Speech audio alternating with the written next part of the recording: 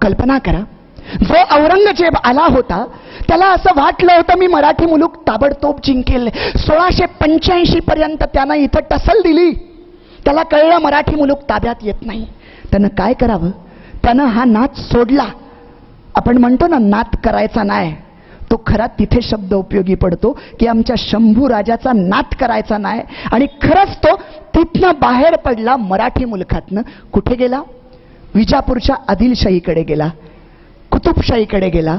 अहो, या शाया मराठी शाहीच्या अगोदरपासून आहेत, पण तरी सुद्धा या शाया 1-1 वर्षाच्या आत त्यानं घशात घातल्या. 86ला आदिलशाही घेतली, 87ला कुतुबशाही घेतली, आणि आता मात्र तो 2 वर्षानंतर मोठ्या आत्मविश्वासानं मराठी मुलखात परतलाय, येतोय. आता येताना त्याची कपटनीती वेगळ्या पद्धतीनं काम करतंय, कारण आता त्याचं सैन्यबळ वाढलंय, आता त्याचा खजिना वाढलाय, आता त्याचा आत्मविश्वास वाढलाय. आणि आल्यानंतर त्यानं वतनं फेकायला सुरुवात केली, संपत्ती वाटायला सुरुवात केली.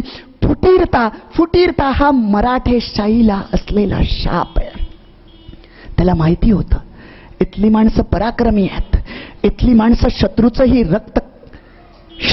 रक्त घ्यायला पराक्रमी आहेत, आणि आपल्या बांधवांच्या छातीवर बसायलाही पराक्रमी आहेत. ही नस त्याला माहिती होती. आल्यानंतर त्यानं संपत्ती द्यायला सुरुवात केली, वतनं द्यायला सुरुवात केली. फुटीरता मराठेशाहीत माजते की काय अशी अवस्था निर्माण व्हायला लागली. शंभूराजे चिंतेत जाऊ लागले. त्यातच असं झालं की राजांचे सेनापती हंबीरराव मोहिते वाई जवळ लढत असताना सर्जा खानाबरोबर तोफेचा गोळा लागून मृत्युमुखी पडले. संभाजीराजांचा एक हात निकामी झाल्यासारखं झालं होतं. आणि आता घर फिरलं की घराचे वासेही फिरतात. आता मात्र बुद्धिबळाच्या सारीपटावरचा असलेला खेळ बदलला होता. 85 पूर्वी संभाजीराजे स्वतः म्हणत होते की औरंगजेबाला मी जिवंत पकडतो, आणि आता तोच औरंगजेब शंभूराजाला जिवंत पकडण्याची भाषा करू लागला होता. बर, ही फुटीरतेची बीज नुसती मराठी मुलखात नव्हती, शंभूराजांच्या जवळच्या नातलगांपर्यंत सुद्धा ही बीज येऊन पोहोचली होती. मराठी मुलखाचं रक्षण कसं करायचं या चिंतेत शंभूराजे रायगडावर आहेत. दालनामध्ये शंभूराजांच्या समोर येसूबाई आहेत, आणि तेवढ्यात एक खलिता आलाय. शंभूराजे खलिता हातात घेतात, खलिता वाचतायत. येसूबाईंचं लक्ष शंभूराजांच्या चेहऱ्याकडे आहे. खलिता वाचून पूर्ण झालाय, शंभूराजांचा चेहरा बदललाय. आत्ता प्रसन्न असलेला चेहरा काळा ठिक्कर पडल्यासारखा झालाय. संशय आहे, खात्री नाही. चेहऱ्यावर वेगवेगळ्या प्रकारचे भाव आहेत. येसूबाईंनी पहिल्यांदाच असा चेहरा पाहिलाय. येसूबाई शांतपणे म्हणतात, काय झालं? विश्वास बसत नाही. पण काय झालं? येसू, खरंच विश्वास बसत नाही. येसूबाई विचारतात, काय झालं? शंभूराजे सांगतात, तुमचे भाऊ गणोजीराजे औरंगजेबाच्या मुकर्रब खानाचा तळ कोल्हापूरला पडलाय. पन्हाळा घेण्यासाठी त्याला नेमलाय, आणि गणोजीराजे औरंगजेबाला मिळतायत की काय असा खलिता आहे. खलितात सांगितलंय शृंगारपूरला 2 लष्करी ठाणी उभी करण्यासाठी औरंगजेबाला गणोजी शिर्के मदत करणार आहेत. मला विश्वास वाटत नाही, पण काय निर्णय घ्यावा कळत नाही. शंभूराजांची अवस्था वाईट झालेली असते, कारण पत्नीचा भाऊ इतकं नाजूक नातं आहे. जो राजा रणांगणात शत्रूशी खुलेआमपणे लढत होता, पण घरातला मामला आहे, बायकोचा भाऊ आहे. कसं लढायचं, काय करायचं, येसूला काय वाटेल, अशा अनेक चिंता आणि विवंचनेत शंभूराजे आहेत. पण आमच्या येसूबाई सखी राज्ञी जयती या पदाला शोभणाऱ्या होत्या. एक क्षणच मनातल्या मनात येसूबाई थोड्याशा कोलमडल्या असतील, पण काहीच क्षणात त्यांनी स्वतःला सावरलं आणि सांगितलं, माझा भाऊ आहे म्हणून तुम्ही निर्णय घेण्यामध्ये कोणत्याही प्रकारची गफलत करू नका. लक्षात ठेवा, आबासाहेबांच्या राज्याचे तुम्ही आणि आम्ही सेवक आहोत. नातं गोतं हे दुय्यम आहे. आबासाहेबांचं राज्य हे सगळ्यात महत्वाचं आहे. नातं गोतं बाजूला सारून आबासाहेबांचं स्वराज्य डोळ्यासमोर धरा आणि तुम्हाला योग्य वाटेल तो निर्णय घ्या. शंभूराजांना धीर आल्यासारखं होतं, तरी शंभूराजे एक शेवटचा प्रयत्न करतात. कवी कलशांना पत्र लिहितात. कवी कलशांना सांगतात, तुम्ही स्वतः जा, शिर्क्यांना समजवा, प्रयत्न करा. शिर्के समजले तर उत्तम. कवी कलशांपर्यंत पत्र जातं. कवी कलश शिर्क्यांना समजवायला जातात. शिर्के ऐकण्याच्या मनस्थितीत नसतात. लढाई होते. कवी कलशांना परत खेळण्यावर विशाळगडावर यावं लागतं. पुन्हा कवीजींकडनं खलिता शंभूराजांपर्यंत जातोय. आता शंभूराजे खलिता वाचतात आणि आता शंभूराजांच्या समोर मोठं प्रश्नचिन्ह आहे. रायगड सोडावा की सोडू नये?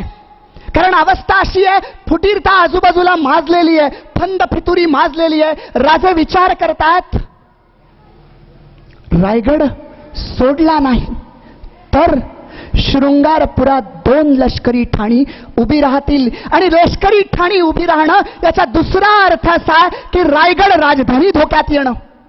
आपण रायगड किल्ला सोडला कदाचित राजा धोक्यात येईल, पण राजधानी शिल्लक राहील. आणि जर आपणच राजधानीत राहिलो आणि जर वेढा पडला तर राजा आणि राजधानी दोन्हीही धोक्यात येईल. बर राजांना विश्वास असतो, सह्याद्री पाठीशी आहे. औरंगजेबाची हिम्मत होणार नाही सह्याद्रीत उतरावं. मलिक उत्तुजारची काय अवस्था झाली आहे, त्यामुळे राजे ठरवतात रायगड सोडायचा, शिर्क्यांचा प्रश्न स्वतः मिटवायचा. रात्री निर्णय होतो, सकाळी गड सोडून उतरायचं.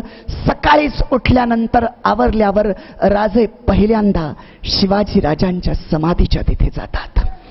आबासाहेबांच्या समोर गुडघे टेकून बसतात. बराच वेळ का कोणास ठाऊक आज जोडलेले हात आणि मिटलेले डोळे बराच वेळ उघडूच नये असं वाटत होतं. जणू शिवाजी राजांशी मुक्या मनांचा चाललेला संवाद होता. अश्रुपूर्ण नयनांनी राजांच्या आबासाहेबांच्या समाधीचं दर्शन घेतात आणि पाठीमागे परततात. आज अंतःकरण जड झालेलं असतं, पाय जड झालेले असतात.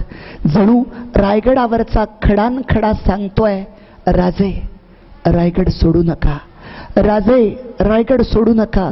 कुठून तरी जणू आतून आवाज यावा तसं शंभूराजांना वाटतंय. एरवी कित्येक वेळा रायगड सोडला होता, पण आजच रायगड सोडताना असं अंतःकरण का जड झालंय?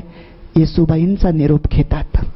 येसूबाईंना निरोप घेताना शंभूराजे सांगतात, येसू तुझ्या भरवशावर रायगड सोडतोय.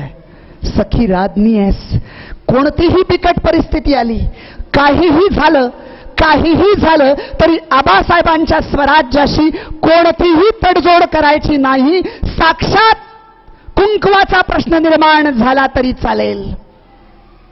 येसूबाई म्हणतात, पण आज तुम्ही असं का बोलता? उगाचच बोलावंसं वाटतंय म्हणून बोलतोय, पण लक्षात ठेव, काहीही झालं तरी चालेल, आबासाहेबांचं स्वराज्य तडजोड नाही. राजे रायगड किल्ला उतरतात. शेवटच्या पायरीचं दर्शन घेतात. खाली सैन्याच्या तुकड्या तयार असतात. घोड्यावर बसतात, घोड्यावर मान घेतात. आणि शंभूराजा जेव्हा घोड्यावर मान घेतो ना, तेव्हा त्या घोड्यालाही कळलेलं असतं की कोणत्या वेगानं जायचंय. राजे निघालेत, राजांच्या पाठीमागे सैन्य आहे. राजे दौडतात. आजपर्यंत हा राजा लढाईला गेला असेल, तो त्यानं वळून कधी मागं पाहिलं नाही, तो दौडत असतो. पण आज कोणास ठाऊक काय होत आहे? जसजसा रायगड किल्ला मागे पडतोय, जसजसा रायगड किल्ला मागे पडतोय, राजे वळून वळून रायगडाकडे पाहतात.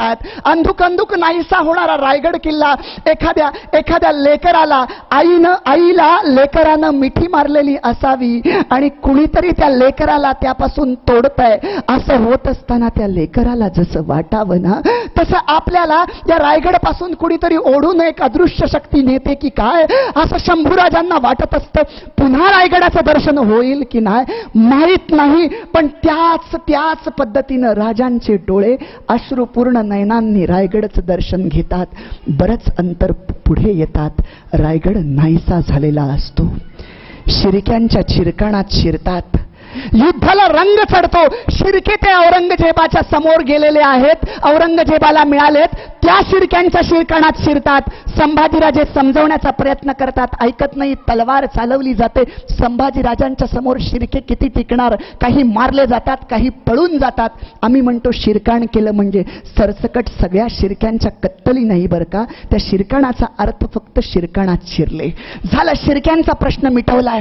पण त्याच ठिकाणी संकट बघा कशी येतात. तिथेच राजांना अजून एक गुप्त बातमी कळली आहे. अजून एक गट याच मराठी मुलखात शिजतोय. कदाचित न्यायाधीश प्रल्हाद निराजी आणि पन्हाळ्यावर फंद फितुरी होते की काय. शाहूराजे किंवा राजाराम यापैकी कुणाला तरी गादीवर बसण्याचा कट शिजतोय. त्यामध्ये काही माणसं सहभागी आहेत, त्यातली काही पन्हाळ्यावर आहेत. म्हणून राजे स्वतः पन्हाळ्यावर येतात. राजांच्या विश्वासातले मलोजी घोरपडे आहेत. मलोजी घोरपडेंना एकांतात घेतात, सगळ्या सूचना करतात. कोणापासून सावध राहायचं, कोणत्या चाली करायच्या. औरंगजेबाचा मुकर्रब खान कोल्हापुरात आहे, 25,000ची फौज आहे. पन्हाळा अत्यंतिक महत्वाचा किल्ला आहे, कारण खाली कोकणात उतरायला विशाळगडाकडून खाली संगमेश्वर आहे. पन्हाळा ही उपराजधानी आहे.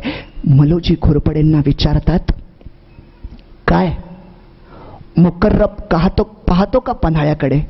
मलोजी मिशीवर ताव मारून म्हणतात, त्यानं किती का वेळा पाहिना पन्हाळ्याकडं, पण हा मलोजी जोपर्यंत जिवंत हाय ना तोपर्यंत पन्हाळा त्या मुकर्रबच्या बापालाही मिळणार नाही. राजांना भरवसा असतो मलोजींवर. मलोजींना सूचना करतात आणि राजे निघतात. लक्षात घ्या, राजे बेसावत नाहीयेत. राजांना माहितीये कोल्हापूर कराड औरंगजेबाची फौज आहे, तो मार्ग टाळतात. राजे कुठल्या मार्गे निघतात? मार्ग ठरलाय विशाळगड, संगमेश्वर, रायगड. विशाळगडावर म्हणजेच खेळण्यावर येत आहेत. लक्षात घ्या, जी माणसं असं सांगतात ना, राजांना जेव्हा पकडलं तेव्हा राजे व्यसनाधीन होते असा जो अपप्रचार केला जातोय, आज आम्ही कागदोपत्री सांगितलं जात आहे. छापा पडलाय 3-4 फेब्रुवारीला आणि त्याच्या अगोदर 1 फेब्रुवारीला राजांनी खेळणा सोडलाय. 2 दिवस त्या खेळणा म्हणजेच विशाळगड. विशाळगडावर राजे 2 दिवस राहिलेत. काय केलंय? राजांच्या डोक्यात चक्र असतात. औरंगजेबाशी लढायचंय. कशातून लढणार? गडकोट किल्ल्यांच्या माध्यमातून लढणार. माझा एकही किल्ला असुरक्षित असता कामा नये. विशाळगडाचा बुरुज ढासळलेला असतो. ज्या कामाला 15 दिवस लागतील, महिना लागेल, संभाजीराजे स्वतः उभं राहून 2 दिवसात ढासळलेला विशाळगडाचा बुरुज दुरुस्त करून घेतात. आणि त्यानंतर अर्जोजी यादव, गिरजोजी यादव यांचं कराड संस्थान आणि औंध संस्थानातील वतनाचा तंटा सोडवायचा असतो. वतन काही इनामी द्यायची असतात, बक्षीस म्हणून द्यायची असतात. विश्वासातली माणसं आहेत, त्यांना आणि काहींचं न्यायदान करायचं असतं. त्यांना सांगितलं जातं तुम्ही संगमेश्वरी थांबा, आम्ही संगमेश्वरी येतोय. ही राज्याची कामं चाललीत, हे पुरावे हातात सापडतायत. राजे संगमेश्वरी उतरलेत आणि इकडे गणोजी शिर्के मुकर्रबच्या कानाला लागलाय. तिकडे औरंगजेबाची गुप्तचर यंत्रणा इतकी सक्षम आहे आणि त्यातल्या त्यात ती युद्धभूमीवर तर इतकी सक्षम आहे की औरंगजेबानं वजीर असद खानाच्या मार्फत मुकर्रब खानाला निरोप पाठवलाय की तो संभा, खेळणा आणि संगमेश्वराच्या परिसरात आहे. मुबलक सैन्य घेऊन, जीवावर उदार झालेलं नेगजात शूर शिपाई घेऊन कोल्हापूर सोडा आणि संभाला जिवंत पकडून किंवा मेलेलं धरून माझ्या समोर उभं करा. मुकर्रबची ही गुप्तचर यंत्रणा तितक्याच ताकदीची असते.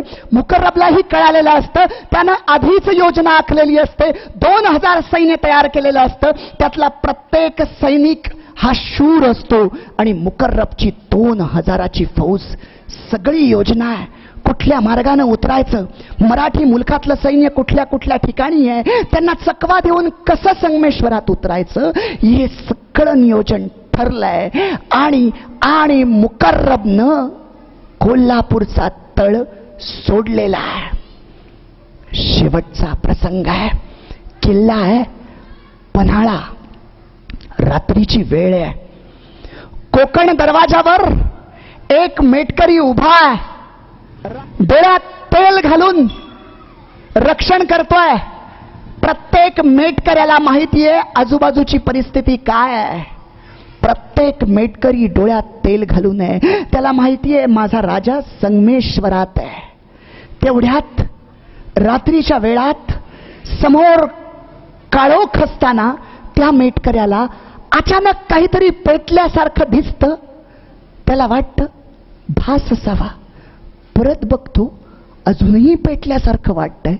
शेजारच्या मेटकऱ्याला विचारतो, काय रे मोर जंगलात वणवा पेटला काय?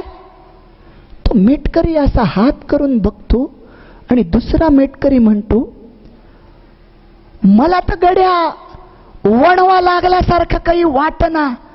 तेवढ्यात पहिला मेटकरी त्या वणव्याची दिशा लक्षात येतं.